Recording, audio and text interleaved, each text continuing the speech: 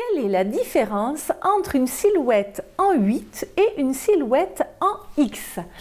Bonjour, ici Mademoiselle M, révélatrice de votre meilleure image, et c'est la question à laquelle je vais répondre à travers cette courte vidéo.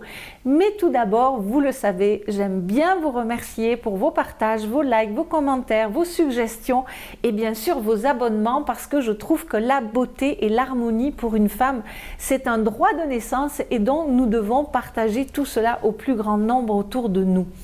Alors, la différence entre une silhouette en X et une silhouette en 8. Eh bien, laissez-moi d'abord peut-être vous montrer ça ici. Et vous voyez qu'en fait, sur ces deux types de silhouettes, il se retrouve des caractéristiques communes, dans le sens où ce sont des silhouettes qui ont toutes une taille marquée et des hanches dessinées. Et en fait, il y a très peu de différence, pour ne pas dire de différence, entre une silhouette en X et une silhouette en 8, parce que ce sont toutes les deux des silhouettes qui ont la taille dessinée et des hanches plus généreuses. La seule chose qui peut les différencier, mais à mon sens ça ne doit pas faire qu'il s'agit de deux familles de silhouettes différentes, c'est le poids, puisque en réalité une femme qui a une silhouette en 8 aura une silhouette plus pulpeuse, plus généreuse, comme ça, hein, plus yummy, plus appétissante, alors qu'une femme qui a une silhouette en X sera peut-être plus tonique, plus musclée, avec davantage de muscles, davantage de parties osseuses qui seront plus protubérantes, mais fondamentalement toutes les deux, elles ont des épaules bien là, une taille bien là et des hanches bien là. Et c'est pour cela d'ailleurs que je n'aime pas trop utiliser cette dénomination de silhouette en A, en H, en V, etc. parce qu'on s'y perd un petit peu, alors qu'en réalité, chez les femmes, il existe trois typologie, il existe trois caractéristiques de silhouette qui ne sont pas des boîtes, mais c'est comme du blanc au noir, ça va d'une extrémité à l'autre, qui est une silhouette courbe, une silhouette semi-droite et une silhouette droite. Et la silhouette en X ou en 8 se retrouve à travers la silhouette courbe, qui va donc s'habiller comment? Eh bien, étant donné qu'elle a la taille qui est marquée et que ceci, ça représente un atout et un point fort, eh bien, elle va privilégier des vêtements dont la taille est marquée soit par une ceinture, soit par un cintrage important.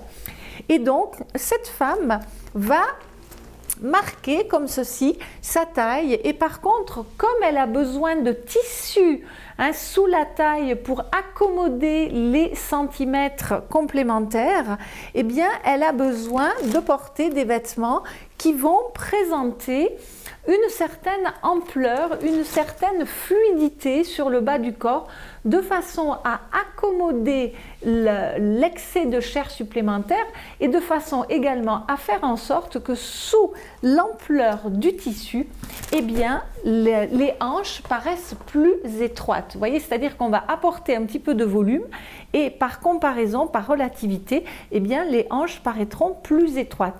Donc, ces femmes se retrouvent toutes les deux habillées dans des choses cintrées ou ceinturées et avec plus d'aisance, plus de fluidité sur le bas du corps, bien que si elles sont bien proportionnées, elles peuvent également porter des choses moulantes, contrairement à une silhouette droite qui n'a pas intérêt à porter des choses moulantes sur le haut du corps. Voilà, j'espère que cette question a trouvé sa réponse à travers cette courte vidéo, dont en résumé, je dirais: il n'y a pas de différence, en tout cas dans la façon de s'habiller, si ce n'est que l'une est plus pulpeuse, plus généreuse, plus rebondie, et l'autre est plus tonique, plus musclée, un petit peu plus sèche comme ça.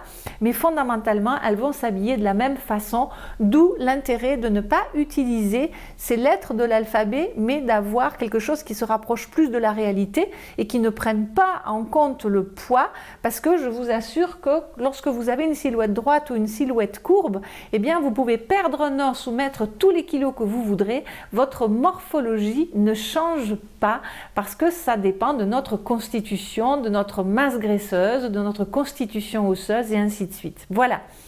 Si vous n'avez pas encore téléchargé les cadeaux de bienvenue de cette chaîne de Mademoiselle M, eh bien il est temps de le faire. Vous trouverez tous les liens à la fin de la vidéo ou dans la fiche i comme info ou directement dans le descriptif de la vidéo. Et quels sont ces cadeaux? Vous en avez 3. Vous avez l'ouvrage sur la symbolique des 12 principales couleurs. Vous avez les 5 vidéos phares sur les fondamentaux de votre meilleure image. Et vous avez la possibilité de suivre un relooking de l'intérieur grâce à la plume magique de Christine et à sa métamorphose. Voilà, c'était Mademoiselle M, révélatrice de votre meilleure image. Et encore merci de suivre cette chaîne. Bye bye!